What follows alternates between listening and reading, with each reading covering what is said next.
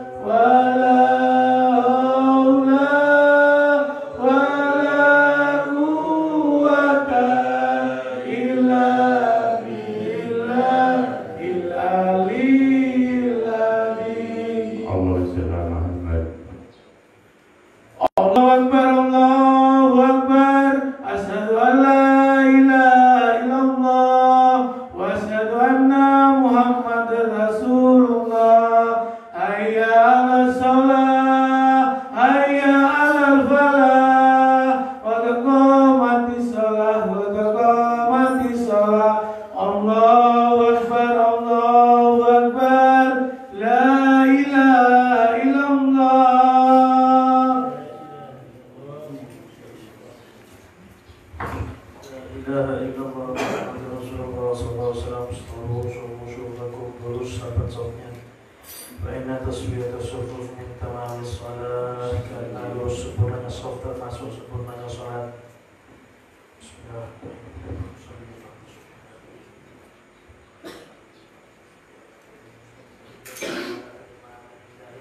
Allahu Akbar.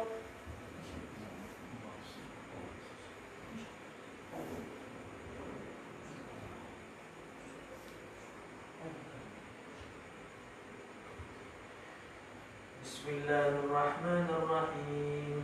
Alhamdulillahi rabbil alamin. Ar-Rahmanir Rahim. Maliki yaumiddin. Iyyaka na'budu wa iyyaka nasta'in. Ihdinas siratal mustaqim. Siratal ladzina an'amta 'alaihim ghairil maghdubi 'alaihim waladdallin.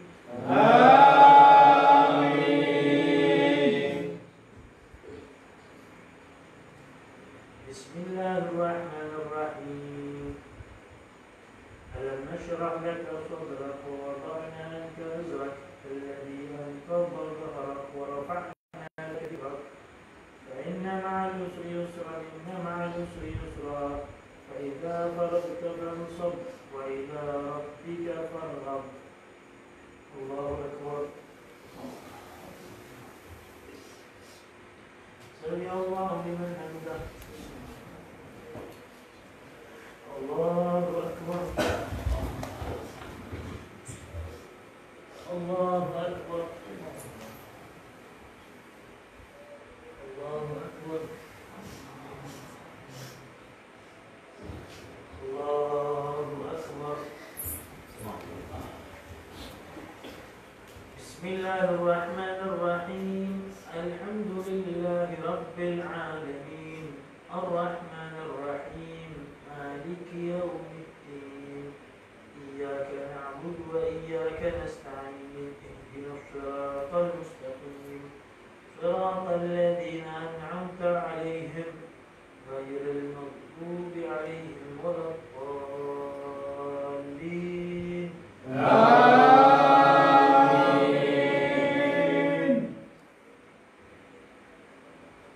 Bismillahirrahmanirrahim.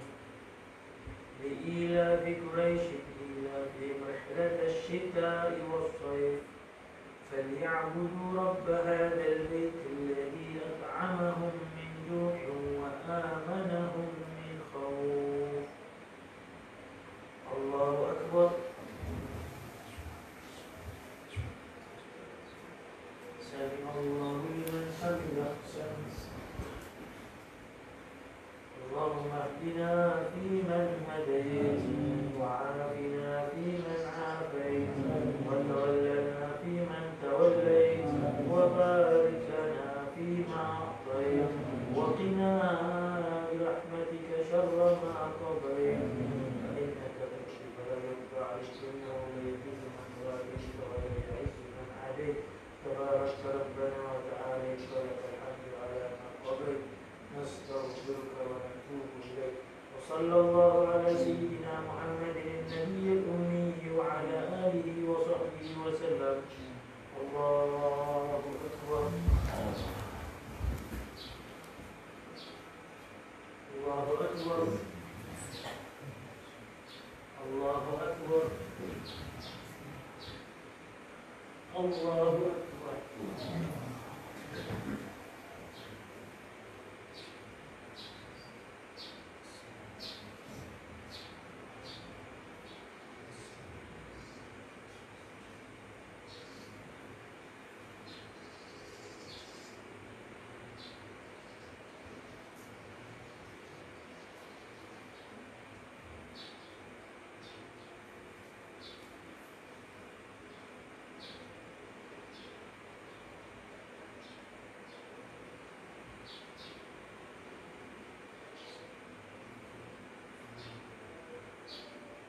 Assalamualaikum warahmatullahi wabarakatuh. Assalamualaikum warahmatullahi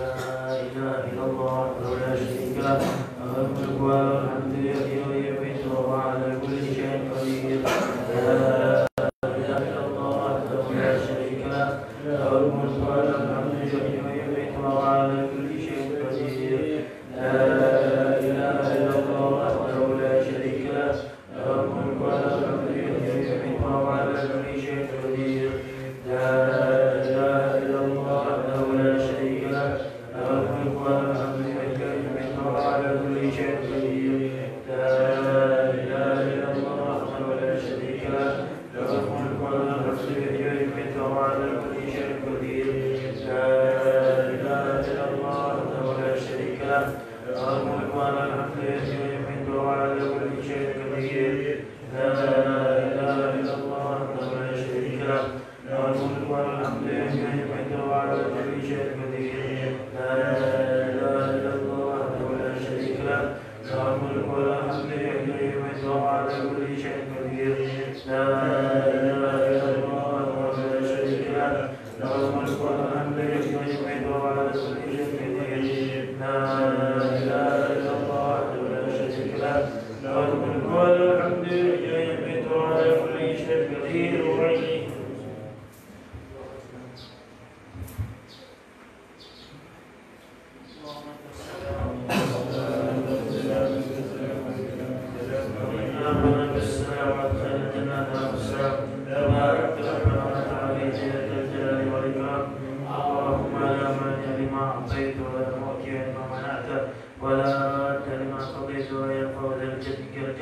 آية الكرسي الله لا إله إلا هو الحي القيوم لا تأخذه سنة ولا نوم له ما في السماوات وما في الأرض من ذا الذي يشفع عنده إلا بإذنه يعلم ما بين أيديهم وما خلفهم ولا يحيطون بشيء إلا بما شاء وسع كرسي السماوات والأرض ولا يؤوده وهو العلي العظيم لا يا ربي أنت مولانا سبحان الله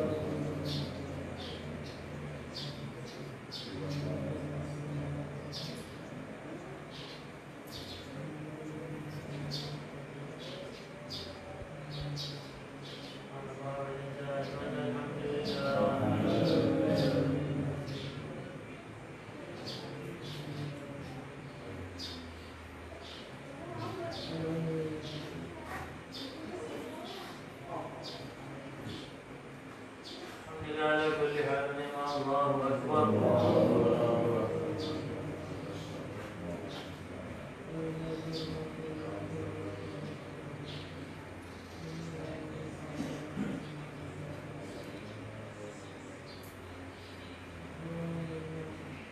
الله أكبر كبيرا والحمد لله كثيرا سبحان الله بكرة وأصيلا لا إله إلا الله لا شريك له له الملك وله الحمد يحيي ويميت وهو على كل شيء قدير ولا حول ولا قوة إلا بالله العلي العظيم أستغفر الله العظيم أستغفر الله العظيم أستغفر الله العظيم بسم الله الرحمن الرحيم الحمد لله رب العالمين اللهم صل وسلم على سيدنا محمد وعلى آل سيدنا محمد اللهم إنا نسألك الهدى والتقى والعفو والموت على دين الإسلام بلا محنة ولا امتحان بجاه سيد والدنا اللهم اغفر لنا ذنوبنا اللهم استر لنا عيوبنا اللهم اشرح لنا صدورنا اللهم نور لنا قلوبنا اللهم اقضي حاجاتنا يا الله اللهم اقضي حاجاتنا يا الله اللهم اقضي حاجاتنا يا الله حاجة الدنيا بالميسر وحاجة الآخرة بالمغفرة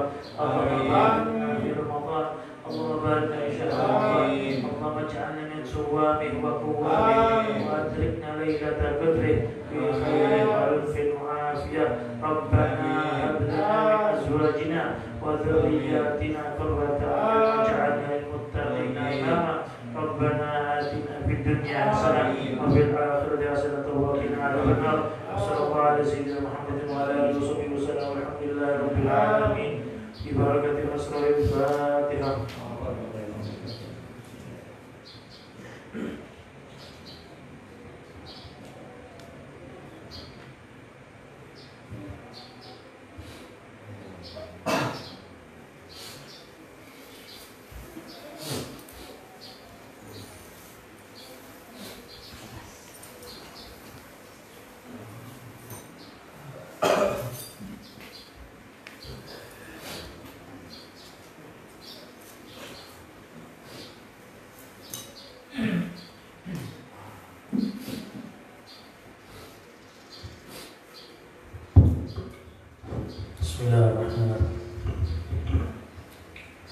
Assalamualaikum warahmatullahi ta'ala wabarakatuh. Bismillah, alhamdulillah, wassalatu wassalamu ala rasulillah Sayyidina Muhammad bin Abdillah wa ala alihi wa sahbihi wa man ittaba'a sunnatahu wa iqtada bihuda ila yaumi liqa'illah. Asyhadu an la ilaha illallah rabbul alamin wa asyhadu anna sayyidina Muhammadan abduhu wa rasuluhu rahmatan lil alamin, amma ba'du. Hadirin hadirat rahimakumullah, alhamdulillah, hingga hari ini kita masih dipilih oleh Allah Subhanahu wa taala sebagai hamba-hamba yang terus menjalankan perintah Allah. Hamba-hamba yang dipilih oleh Allah di antara jutaan manusia, bahkan miliaran manusia di muka bumi. Ternyata Allah memilih segelintir saja dari manusia yang miliaran tersebut untuk ibadah, untuk melaksanakan sholat subuh.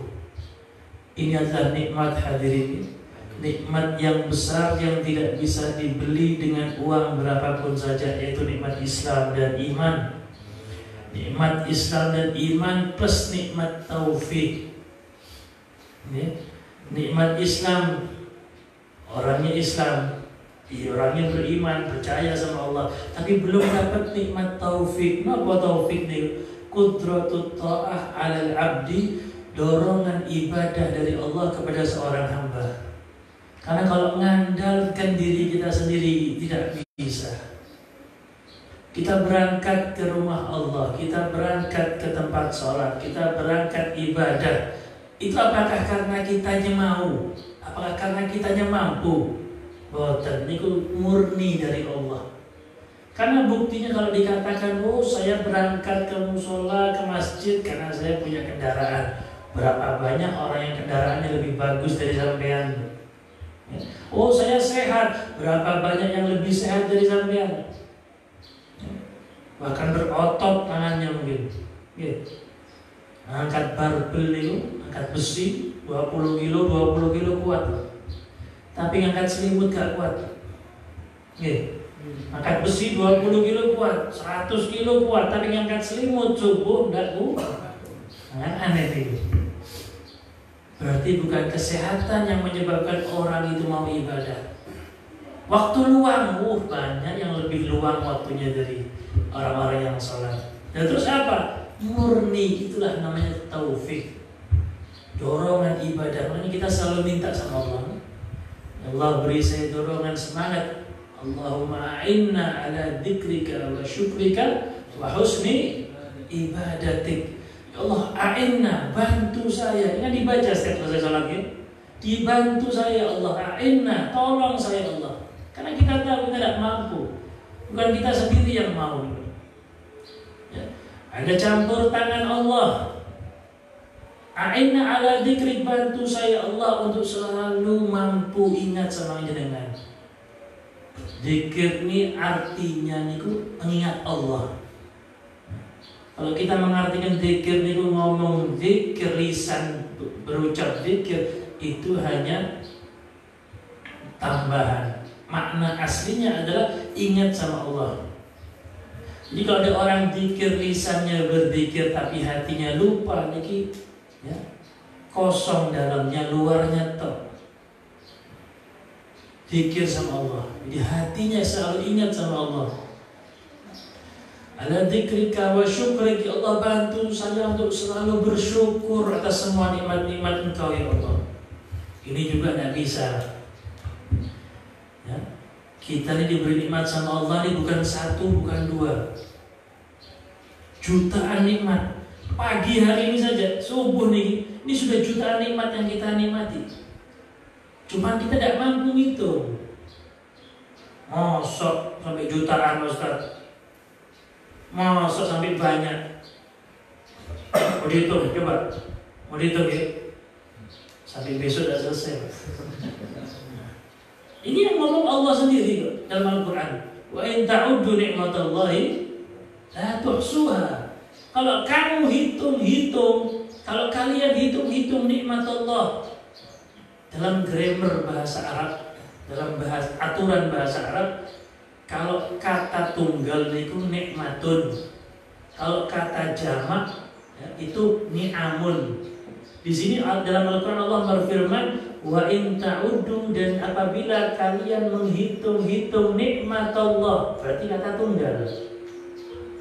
Kalau pakai kata jamak, wa in ta'uddu ni'amallah, tapi tidak. Allah berfirman nikmat Allah, satu nikmat. Kan aneh, kok satu dihitung?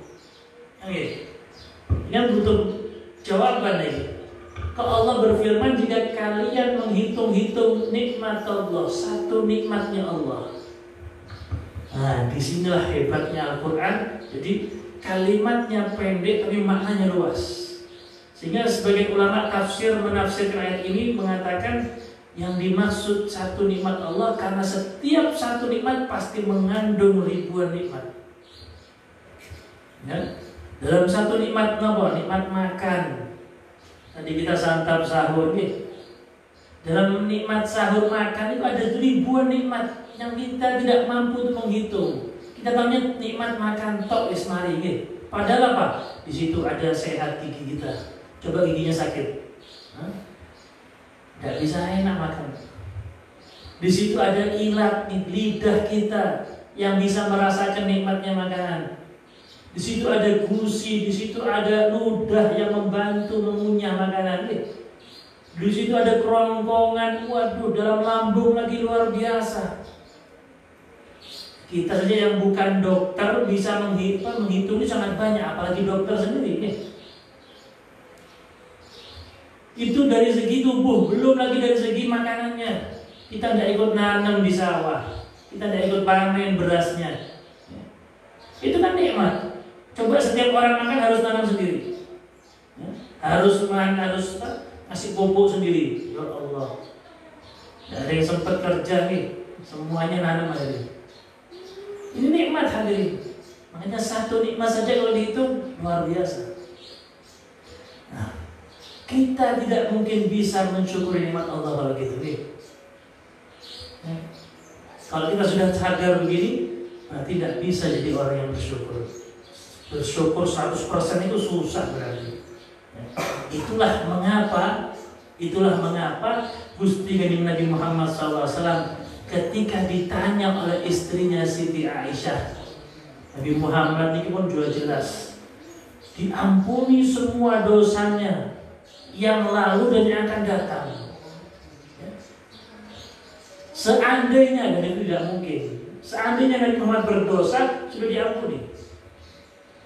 Tapi tidak mungkin Nabi berdosa karena Nabi Muhammad punya sifat maksum, dijaga dari dosa. Ya, Nabi Muhammad sudah diampuni dosanya, dijaga dari dosa, sudah menjadi makhluk termulia. Wa innaka la'ala khuluqin 'adzim. Kata Allah, sudah dipuji sama Allah dan luar biasa, makhluk termulia. Tapi ibadahnya Gusti Kanjeng Nabi jangan ditanya. Beliau sholat sampai tawarramat qadamah, bengkak kakinya. Sehingga sebagai seorang istri kasihan nih melihat suaminya kok capek-capek ibadah begitu. Ya Rasulullah, kata Siti Aisyah, bukankah engkau sudah diampuni dosanya yang lalu dan yang akan datang? Maksudnya, sudah jangan capek-capek sholat, guys. Biasa saja. Ini garis bawahnya nih. Apa jawaban Nabi Muhammad SAW? Apa tidak boleh saya menjadi hamba yang bersyukur? Ya. Coba perhatikan jawaban Nabi. Afala akuna 'abdan syakura? Apa tidak boleh saya menjadi hamba yang bersyukur? Artinya hadirin, seseorang jika semakin diberi nikmat oleh Allah, maka dia seharusnya sebagai bentuk rasa berterima kasih sama Allah semakin patang ibadah. Ya. Orang kalau semakin patang ibadah berarti semakin banyak nikmatnya. Ini gue. Karena apa? Karena nikmat ini bisa lepas. Nikmat ini bisa hilang. Harus diikat. Kata Sayyidina Ali bin Abi Thalib, ya, jika datang kepadamu ujungnya nikmat, pucuk itu, seumpama baru datang nikmat, maka cepat-cepat diikat, biar tidak lepas itu nikmat. Kalau diibaratkan itu baru datang, tarik nono, beda ucul. Dengan apa nalinginya? Dengan syukur. Kalau kamu bersyukur dapat nikmat, kamu patang, kamu ibadah. Karena ibadah itu bentuk syukur sama Allah. Terima kasih Allah, saya dikasih nikmat sehat, saya buat sholat. Dikasih nikmat sehat, buat puasa. Coba kalau tidak sehat, tidak bisa puasa gitu. Ditarik ini dengan ibadah, itu akan mengangkat derajat kita. Makanya derajat tertinggi adalah derajatnya orang-orang yang bersyukur kepada Allah. Buktinya Nabi tadi ditanya kenapa kok capek-capek ibadah, saya ingin jadi orang yang bersyukur. Terlalu banyak nikmat Allah sehingga saya tidak mampu membalas, dibalas dengan banyak ibadah. Jadi inilah kelasnya orang-orang soleh. Jadi mereka semakin dekat sama Allah, semakin takut, justru semakin patang. Karena hadirin, ada sebagian orang itu Pak, di Banyuwangi banyak nih, sesat nih, aliran sesat nih. Kenapa nih? Boten sholat, ditanglet sama tetangganya, sama temannya, kok tidak sholat sampean?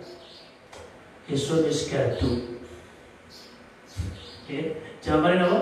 Wis sudah sampai saya. Sampai nanti. Ini ada di Banyuwangi banyak. Saya beberapa kali pengajian itu ada laporan-laporan dari warga itu seperti itu. Ustaz, ini ada orang daerah sini ngomong begini. Nanti waktu di rumah juga ada lagi orang datang. Itu begitu sama semua. Jadi alasannya karena orang yang sholat itu yang belum sampai sama Allah. Kalau sudah sampai tidak perlu sholat. Jadi kalau orang bodoh yang mendengarkan, dia manggut-manggut. Orang yang tidak pernah ngaji, tidak pernah hadir majelis ilmu, kena omongan semacam ini, nganggut man. Apalagi bawa dalil man. Bawa dalil ini kan seakan-akan harus pasti benar gitu. Kenapa dalilnya? Wa aqimus sholata li dzikri. Dan dirikanlah sholat untuk mengingat aku. Itu ada dalam Al-Quran. Allah berfirman, dan dirikanlah sholat untuk mengingat. Jadi katanya orang ini, kelompok ini, jadi orang sholat itu untuk mengingat Allah. Artinya kalau ada orang bisa mengingat Allah tanpa sholat, tidak pernah sholat. Namanya kelompok Islam eling. Niki, ini lebih bahaya daripada orang kafir yang menyerang orang Islam. Ada orang kafir, itu harus dihormati. Tapi kalau kafir yang menyerang orang Islam, itu harus diperangi juga. Ini lebih parah ini. Kenapa? Karena bungkusnya Islam, tapi justru merusak dasarnya Islam. Karena Islam yang paling pokok itu sholat. Dan ini sholat kok dikatakan tidak wajib. Kalau seandainya ada orang yang pantas tidak sholat adalah Nabi Muhammad SAW. Gimana? Seumpama. Karena Nabi Muhammad SAW jelas gaduh sampai sama Allah kan. Tapi ternyata Nabi Muhammad sholat sampai mengangkat kakinya. Oh, mungkin Nabi kan sebagai contoh. Ini jawab gini. Ini jawaban dari mereka, bukan saya ngarang. Jadi orang melapor sama saya, ngasih bantahan. Iya itu kan kalau Nabi Muhammad kan qudwah, panutan dia. Jadi harus tetap sholat sebagai dicontoh sama umatnya. Kalau gimana? Kalau Nabi Muhammad sholat, Sayyidina Abu Bakar adalah manusia paling afdal setelah Nabi Muhammad. Kita semua sepakat ya. Khulafaur Rasyidin dibaca setiap tarawih ini, setiap khutbah Jumat disebutkan nama beliau Sayyidina Abu Bakar Siddiq. Sekarang pertanyaannya, Sayyidina Abu Bakar sholat atau tidak? Sholat. Sayyidina Abu Bakar sudah sampai atau belum sama Allah? Kalau Sayyidina Abu Bakar masih sholat, kok ada orang Banyuwangi zaman sekarang ngomong sudah sampai sama Allah, sudah sholat? Dan ini bukan di Banyuwangi saja, ini sudah banyak di mana-mana tempat. Inilah tipu daya setan, hati-hati ya. Karena orang itu kalau sudah patang ibadah, setan tetap kerja. Jadi setan bukan cuma goda orang mabuk, orang berzina, itu kelas-kelas setan-setan yang kopral-kopral itu kan. Semakin orang naik derajat di sisi Allah, itu setannya semakin besar juga. Semakin besar juga. Jadi ini hadirin ini harus dipahami. Tidak ada ceritanya orang itu selesai, tamat, kecuali kalau sudah mati. Allah berfirman dalam Al-Quran Al-Karim, wa'bud rabbakum hatta ya'tiyakal yaqin. Wa'bud rabbakum, sembahlah Allah, ibadahlah sama Allah. Sampai kapan? Hatta ya'tiyakal yaqin. Sampai datang kepada kamu keyakinan. Ini dibuat dari juga sama mereka. Artinya kalau sudah yakin tidak usah ibadah. Padahal ulama tafsir mengatakan makna yakin di sini adalah al-maut, kematian. Kenapa? Karena orang kalau sudah mati menjadi yakin jelas. Kita kan selama ini dengar saja surga neraka, tidak pernah lihat surga neraka. Oke. Kita kan cuma dengar saja dari Al-Quran, dari hadis, dari Pak Ustadz, dari pengajian, surga neraka, surga neraka. Tidak tahu bentuknya gimana. Ketika mati nampak, menjadi yakin sudah. Artinya terus ibadah tidak ada selesainya, kecuali gila atau mati. Sakit harus tetap sholat. Tidak bisa berdiri duduk, tidak bisa duduk berbaring, tidak bisa berbaring telentang, tidak bisa telentang, tidak bisa goyang, matanya ketip niat sholat. Tidak bisa matanya sakit juga, hatinya niat sholat. Tidak bisa hatinya, ya berarti dikubur wis. Artinya tidak ada celah untuk tidak sholat, tidak ada. Karena inilah ajaran utama. Semua ibadah melalui malaikat Jibril, ya? Diwahyukan malaikat Jibril. Nabi Muhammad Allah memerintahkan ini, Nabi Muhammad Allah memerintahkan ini, kecuali sholat. Nabi Muhammad diundang dalam Isra wal Mi'raj. Saking hebatnya ibadah sholat, Nabi Muhammad yang diundang untuk menerima langsung hadiah yang mulia sholat. Nah ini hadirin dirahmati Allah Subhanahu wa Ta'ala. Kelompok-kelompok ini, ya, ini virus lebih bahaya dari corona ini. Okay. Kalau corona mati masuk surga orangnya, karena mati syahid ya. Ada orang mati kena virus corona mati syahid, karena dia mati karena penyakit. Tapi orang kalau mati kena virus semacam ini, dia langsung jalan lurus ke neraka. Oke, siratal mustaqim neraka. Karena menyangkut akidah, menyangkut keyakinan. Alhamdulillah dari. Ini serius gitu, ini penting nih. Karena yang melapor sama saya ini Pak, ngomongnya itu Beb orangnya mandi tuannya Beb. Tuannya mandi Beb, manjur doanya itu. Terus banyak orang datang minta doa juga. Wah ini kan bahaya nih. Kalau sampai dijadikan tokoh, ternyata dia melakukan sesuatu yang fatal dalam agama. Na'udzubillah min dzalik. Tidak ada alasannya. Sayyidina Abu Bakar, Sayyidina Umar, semuanya orang-orang yang hebat sholat. Syekh Abdul Qadir Jailani sholat. Kiai Hasyim Asy'ari sholat. Sampai buka sejarah bagaimana kiai-kiai yang wali-wali itu di Indonesia nih, semuanya sholat. Tidak ada ceritanya kiai hebat, tidak sholat, tidak ada. Bukan kiai berarti. Syekh Abdul Qadir Jailani ini gimana? Syekh Abdul Qadir Jailani ini kita sudah sering dengar ya, termasuk aulia yang namanya masyhur di dunia ini. Beliau sampai mendapatkan julukan Sultanul Aulia, pemimpinnya para wali. Saking hebatnya, saking dekatnya julukan di sisi Allah Subhanahu wa Ta'ala. Beliau Syekh Abdul Qadir Jailani, suatu hari, suatu ketika beliau pernah didatangi ya, semacam awan yang besar. Awan tersebut mengatakan, wahai Abdul Qadir, telah aku angkat karena kedudukanmu yang dekat dengan aku telah mengangkat kewajiban-kewajiban atas kamu. Aku telah menghalalkan yang haram atas kamu karena kedudukan kedekatanmu kepadaku. Awan besar mendekat berkata seperti itu. Ini kalau orang sekarang seperti itu lagi langsung ngaku nabi besoknya. Sampai dia cerita-cerita orang ngaku nabi di Indonesia ini pasti sebelumnya ada sebabnya gitu. Ada yang didatangi baju putih katanya, ada yang mimpi, ada yang dapat wangsit, macam-macam guys. Tidak mungkin orang ngaku nabi terus normal, itu tidak mungkin. Pasti orang miring ini. Syekh Abdul Qadir Jailani begitu juga didatangi besar, putih terang benderang dan bersuara seperti itu.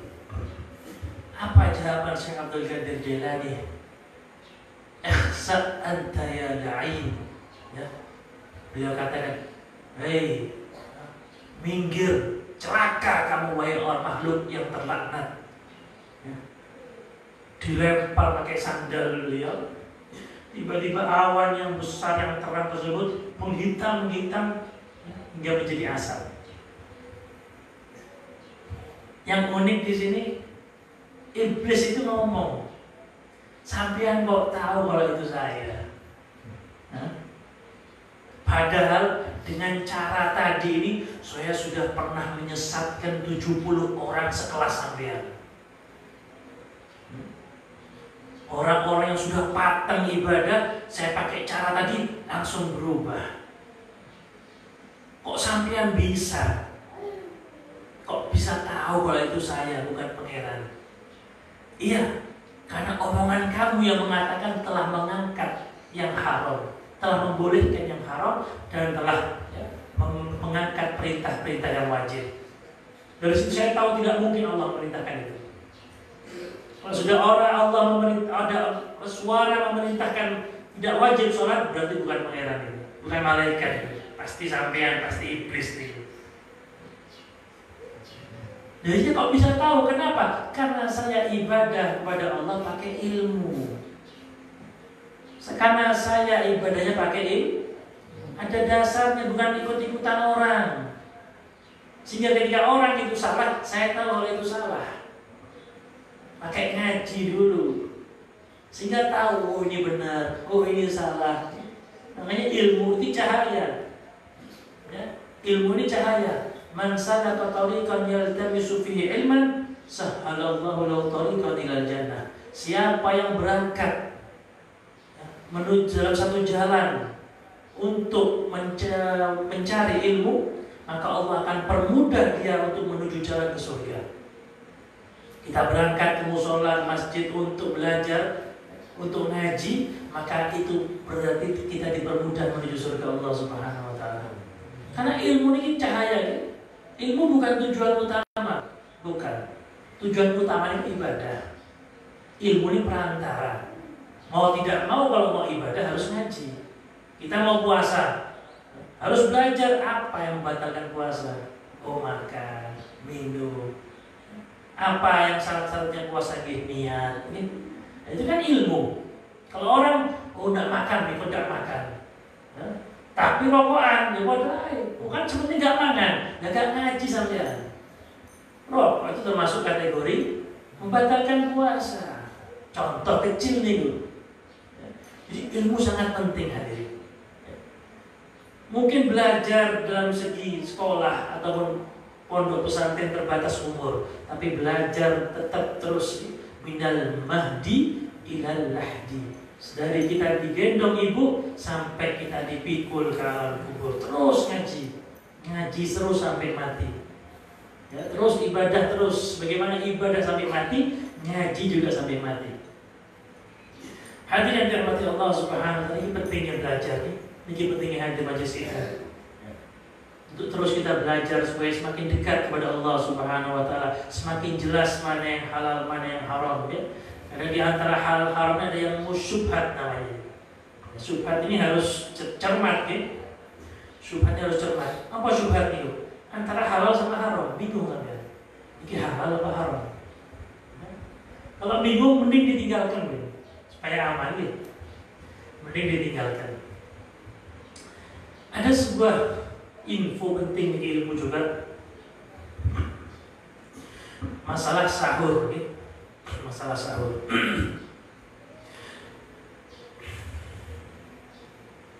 sahur ini sunnah.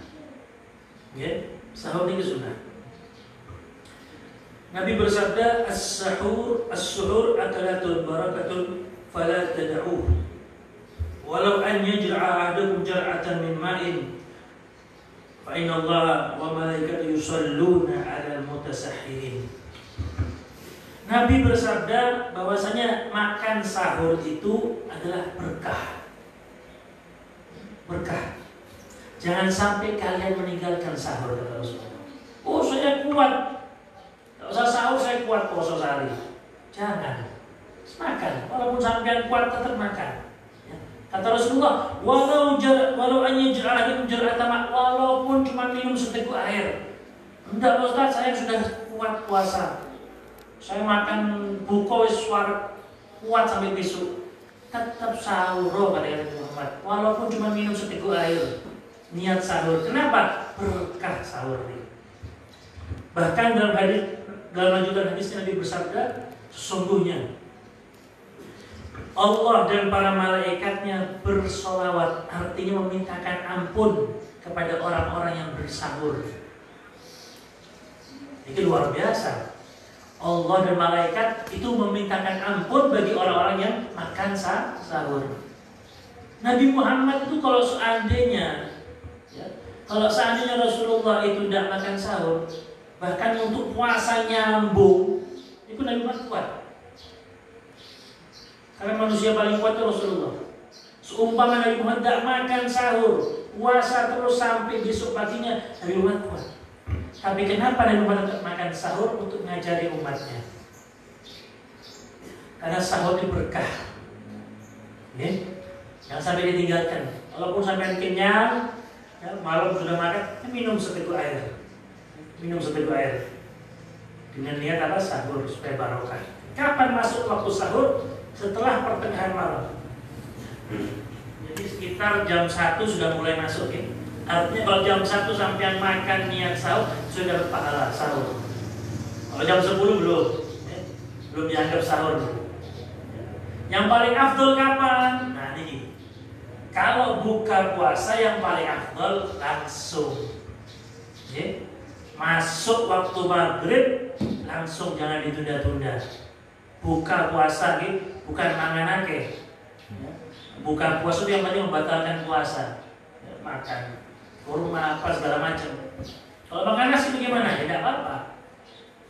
Ya, cuman usahakan kurma dulu. Ya.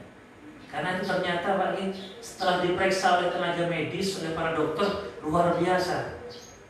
Nabi Muhammad yang hidup 1400 tahun sebelum kita, dimana ketika itu kedokteran, ilmu medis sangat-sangat minim, tapi Nabi Muhammad sudah memerintahkan kalau buka makan kurma dulu. Ternyata betul, kurma itu mengandung zat-zat yang dibutuhkan oleh tubuh, oleh lambung kita. Ketika masuk kurma dulu, itu langsung membaik kondisi lambung, sehingga siap untuk menerima makanan yang lain. Luar biasa Rasulullah. Kalau sahur kapan? Kalau sahur itu akhir yang afdal. Jangan jam 1 sahur, jam 2 sahur, tidak apa-apa. Tapi kalau mau afdalnya akhir. Kapan akhirnya? Nanti ini penting. Ini akan saya bahas sedikit nih. Akhir sahur itu sebelum, ya, kalau di kita sudah enak, alhamdulillah nih. Sebelum masuk imsak, gimana?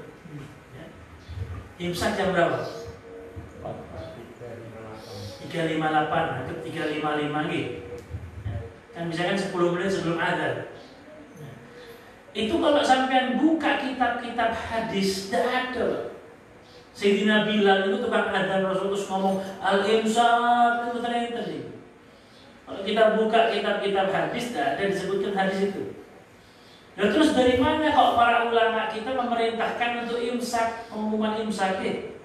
Al-imsak, waktul imsak. Ternyata itu juga mengambil dari hadis. Imsak itu maknanya apa? Menahan. Puasa itu maknanya apa? Menahan. Sama-sama saja. Puasa dalam segi bahasa maknanya al-imsak. Sama-sama menahan. Cuman kenapa para ulama memerintahkan untuk imsak? Ya, disebutkan dari Sayyidina Zaid bin Thabit radhiyallahu anhu, beliau berkata, kami bersahur tasaharna ma Rasulullah sallallahu alaihi wasallam. Kami makan sahur sama Rasulullah sallallahu alaihi wasallam. Tsumma qumna ila shalah. Kemudian kami setelah sahur, ya kami salat subuh. Bangun untuk salat subuh. Ditanya oleh temannya ketika Sayyidina Zaid cerita hadis ini, dulu zaman Rasulullah kami itu habis makan, ya, setelah itu kami sholat subuh. Ditanya, sampean makan kalau sholat itu antara keduanya berapa lama? Antara sahur sama sholat itu berapa lama? Maka beliau mengatakan qadru khamsina ayat, sekitar ukuran 50 ayat. Kalau ada orang baca 50 ayat, itu berapa menit kira-kira? Bacanya santai dengan tartil ini normal, itu berapa menit? Nah segitulah. Nah, para ulama menyimpulkannya sekitar 10 menit, 15 menit. Baca ayat 50 ayat dengan pelan, dengan biasa. Ini dalilnya imsak. Dan ini penting hadirin. Kenapa? Ini banyak yang salah. Ada orang nggak berhenti makan, minum kecuali kalau adzan. Minum adzan? Ada. Nah, ini bahaya, Pak. Kenapa?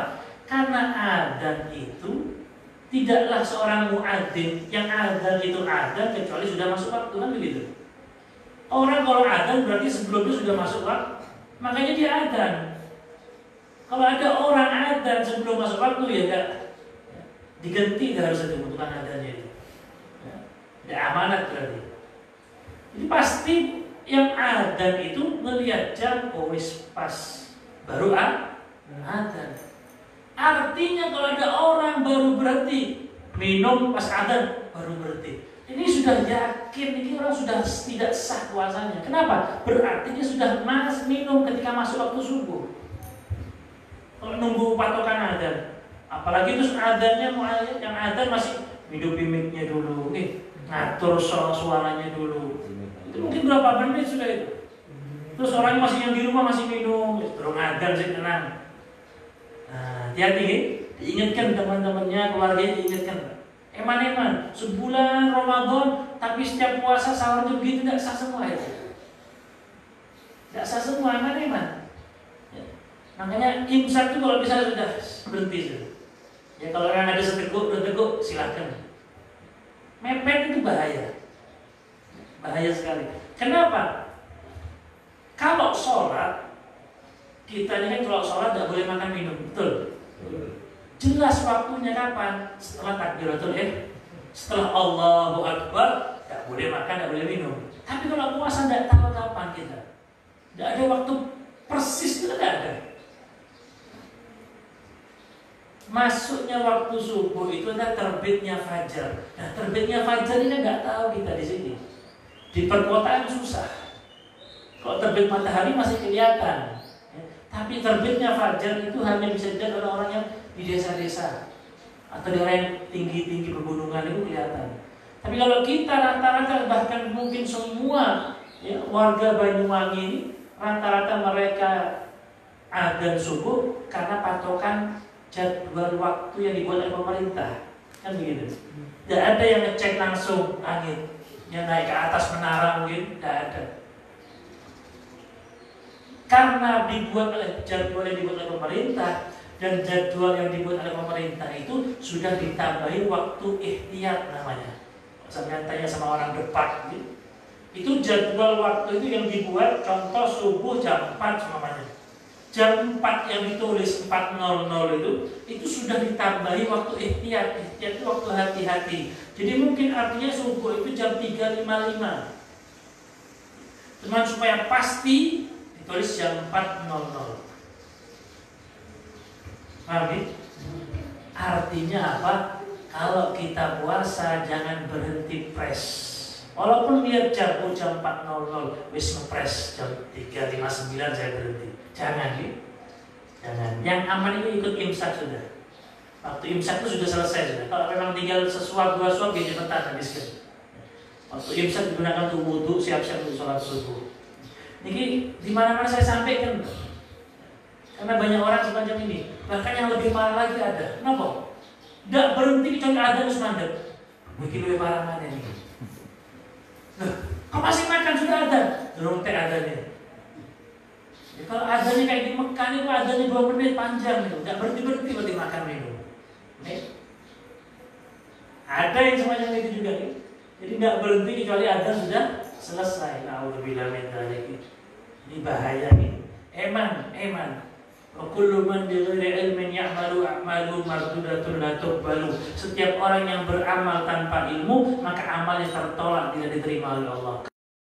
Puasa lapar tidak ada pahalanya. Sebulan semacam tidak ada pahalanya. Bahkan selama hidupnya puasanya semacam itu, setiap sahur hilang semuanya, kosong. Nanti di akhirat nangis. Coba hanya waktu 2 menit, 3 menit korbankan puasa, hilang pahalanya. Ya, diingatkan saudaranya, kerabatnya iman, supaya pahala puasa terus bertambah bagus. Hadirin dirahmati Allah Subhanahu wa taala, mungkin sudah cukup nih. Panjang nih, Pak. Tidak dikasih tahu ke jam berapa. Terus. Sedikit lagi nih. Ini penting hadirin nih. Jadi poinnya di situ nih. Kita kalau sahur ambil waktu yang akhir, ya, Nabi mengatakan senantiasa umatku dalam kebaikan selagi mereka mengakhirkan sahur dan mencepatkan buka. Nah, mencepatkan buka artinya sudah jelas masuk maghrib, cepat-cepat buka. Ya. Kata Rasul harus cepat-cepat buka.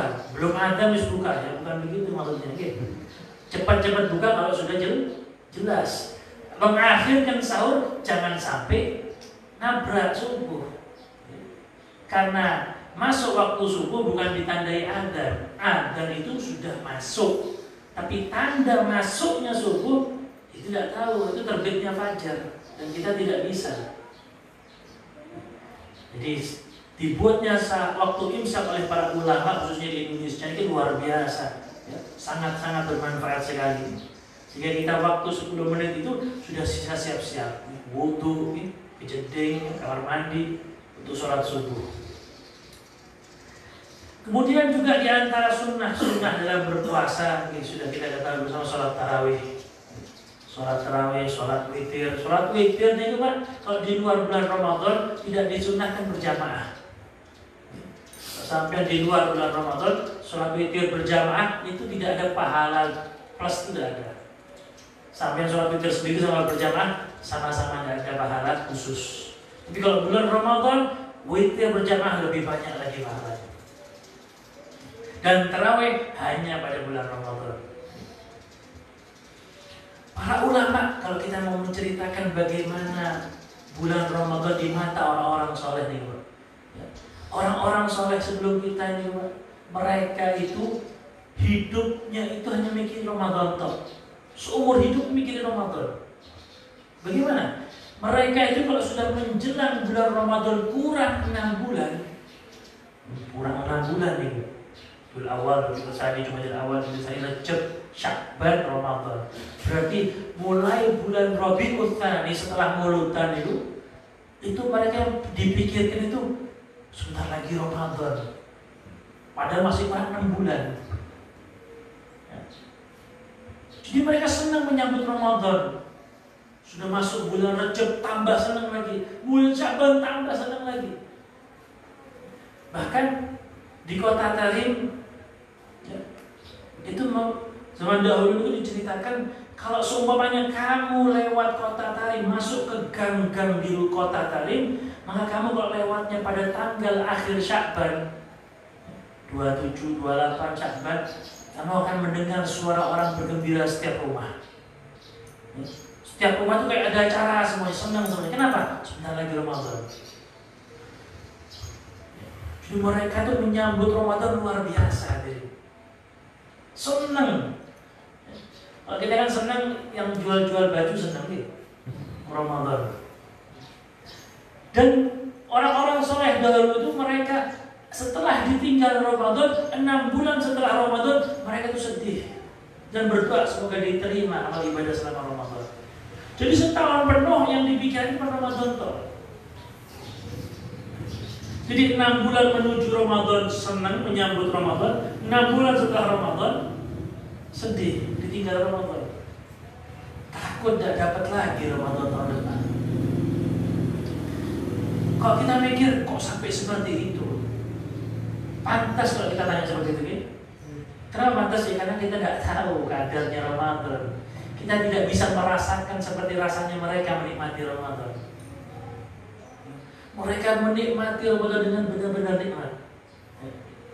Ngaji itu luar biasa. Bahkan ada salah seorang di antara mereka itu ngaji mulai subuh sampai zuhur. Ngaji tok. Ini bukan dongeng nih. Enten nih. Saya pernah ketemu sama orang-orang yang semacam ini. Saya pernah ikut ngaji. Jadi ngaji itu mulai jam 7 sudah ngaji. Jam ya, di masjid, di musolanya itu. Saya pikir cuma cerita orang-orang dulu. Saya waktu ziarah ke sana, ikut duduk. Saya datang jam 9. Ternyata katanya dari jam 8, jam 7 sudah ngaji. Saya ikut duduk dari jam 9. Ya pandai-pandai ngaji nih Pak. Terus 1 juz, 2 juz, 3 juz loh. Bosan nih. Udah puasa dan esnya enak. Ngaji 1 juz seret nih. Sampai ya, 5 juz, 6 juz loh, sampai kapan nih? Ternyata sampai duhur baru selesai Pak. Yes. Sampai itu, jadi sehari 10 juz dari pagi sampai duhur itu 10 juz baca. Dan itu setiap hari selama bulan Ramadan. Saya pikir ceritanya orang dulu, ternyata saya dapatnya sendiri orangnya. Ya Allah, kalau dulu lebih parah lagi, lebih hebat lagi. Jadi mereka menikmati betul bulan Ramadan. Bagaimana tidak nikmat? Pahala sunnah jadi wajib. Kita sholat sunnah, kalau di bulan Ramadan pahalanya seperti pahala wajib. Kalau kita sholat wajib, ibadah wajib, pahalanya 70 kali lipat. Jadi luar biasa bulan Ramadan ini.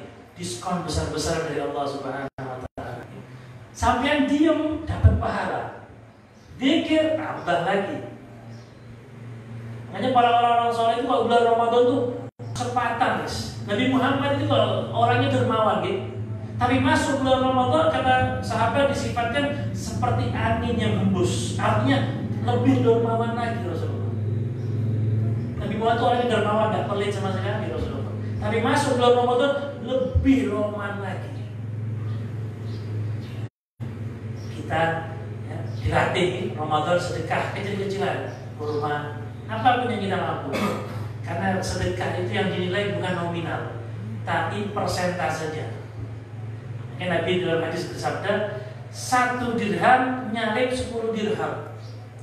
Kalau bahasa kita 10.000 nyalip 100.000. Ya Rasulullah, kok bisa orang sedekah 10.000 nyalip pahalanya orang yang sedekah 100.000? Kok bisa ya Rasulullah? Karena yang punya uang 100.000 di dompetnya ada uang 1 miliar ATM. Jutaan di ATM-nya. Bank ini, dia nyumbang 100.000, berapa persen dari uang semuanya? 0, persentasenya. Yang nyumbang 10.000 di ATM cuma punya uang 500.000, belum bayar cicilan lagi. Jadi 10.000-nya orang tadi itu sudah berapa persen dari hartanya? Dan 100.000-nya orang tadi mungkin 1.000.000-nya pun cuma berapa persen dari harta keseluruhan. Jadi pahala dinilai dari persentasenya, bukan dari nominalnya. Jadi kalau kita bersedekah itu dinilai dari mana? Nilainya. Bagaimana kita mau melawan hawa nafsu? Karena bagaimanapun juga, senikmat apapun juga kita di dunia tetap harus berpindah. Akan tiba waktunya kita pindah. Musola yang kita bangun, musola yang kita makmurkan ini akan nanti ditempati oleh generasi setelah kita, anak cucu kita. Artinya kita pun akan meninggal dunia. Nah pertanyaan yang harus kita jawab sendiri di hati kita. Harta yang kita tinggalkan sama yang kita bawa dengan mana? Begitu. Harta sampean ini banyak mana? Harta yang dibawa mati atau yang ditinggalkan? Ini pertanyaan persis dari Nabi Muhammad kepada para sahabat. Mana yang kalian sukai? Harta sendiri apa harta orang lain? Sahabat langsung jawab, ya Rasulullah, tentu kami lebih senang harta sendiri. Sampai ditanya, Pak, suka mana, Pak? Sepeda motor apa mobilnya orang? Sepeda motor sampean apa mobilnya orang? Dia suka sepeda motor sendiri, walaupun mobil tapi punya orang. Kan tidak enak. Sahabat ditanya, kalian suka mana? Harta sendiri apa harta orang lain? Ya Rasulullah, tentu kami lebih suka harta kami sendiri. Maka apa jawaban Nabi Muhammad? Maluka ma qaddam wa malu ghairika wa malu warithika ma akhar. Harta kamu yang hakiki adalah yang telah kamu kirim ke akhirat.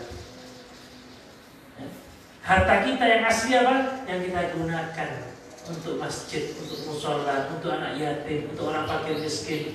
Itu harta kita. Terus harta yang kita simpan di bank, harta yang kita simpan di lemari, itu hartanya ahli waris. Ya betul. Kalau kita mati, siapa yang nikmati? Ahli waris. Lalu harta kita mana? Yang sudah kita masukkan ke kotak amal, yang sudah kita berikan ke orang yatim piatu, yang sudah kita berikan ke orang fakir miskin, itu harta kita. Nah, pertanyaannya berapa harta kita? Apakah sama harta yang ditinggalkan atau lebih banyak yang ditinggalkan? Nah, ini ada yang ayo hartanya dibawa mati, siap. Hartanya dibawa mati. Karena itu sampai kalau sedekah itu bukan hilang, boten. Walaupun seumpama harta kita dicuri orang, itu tidak hilang hakikatnya. Jadi orang mukmin itu tidak ada rugi ceritanya. Ada orang ditipu sampai 10 juta, wah sedih. Sebetulnya tidak hilang. Ada semua itu. Kalau disuruh sedekah 10 juta tidak hilang. Tapi walaupun dicuri, mestinya sedekah. Tidak ada ceritanya rugi, tidak ada. Bahkan kata Rasulullah, walaupun dia tertusuk duri, itu sudah ampunan dosa. Setiap kesusahan, kesulitan yang menimpa orang mukmin itu tidak ada yang sia-sia, pasti ada ganjarannya masing-masing. Bahkan hatta syaukah, kata Rasulullah, sampai duri yang nyucuk kaki itu juga ada balasan dari Allah, ampunan dosa. Apalagi sakit, apalagi ada kecelakaan, apalagi kena virus, penyakit, itu semuanya ada ampunan dari Allah Subhanahu wa Ta'ala. Jadi, ayo kita hidup ini untuk bekal ke akhirat. Karena kita tidak tahu berapa lama lagi. Ramadan ini harus kita nikmati, kita rasakan, kita syukuri, kita buat ibadah sebisa mungkin. Karena tidak ada jaminan Ramadan tahun depan kita akan duduk di sini lagi. Semoga kita dipanjangkan oleh Allah Subhanahu wa Ta'ala. Usia kita dipanjangkan dalam keadaan sehat walafiat, bisa menikmati Ramadan yang akan datang, Ramadan yang akan datang terus. Sehingga kita ketika tiba waktunya untuk dipanggil Allah Subhanahu wa Ta'ala, dipanggil dalam keadaan husnul khatimah, dipanggil dalam yang sebaik-baiknya. Dan semoga keturunan kita, anak-anak kita, keluarga kita jadi anak yang soleh-solehah, dapat meneruskan keindahan perjuangan Nabi besar Muhammad SAW. Amin amin ya rabbal alamin. Demikian, mohon maaf jika ada kekurangan. Wabillahi taufiq hidayah wal ridha wal inayah. Wassalamualaikum warahmatullahi taala wabarakatuh.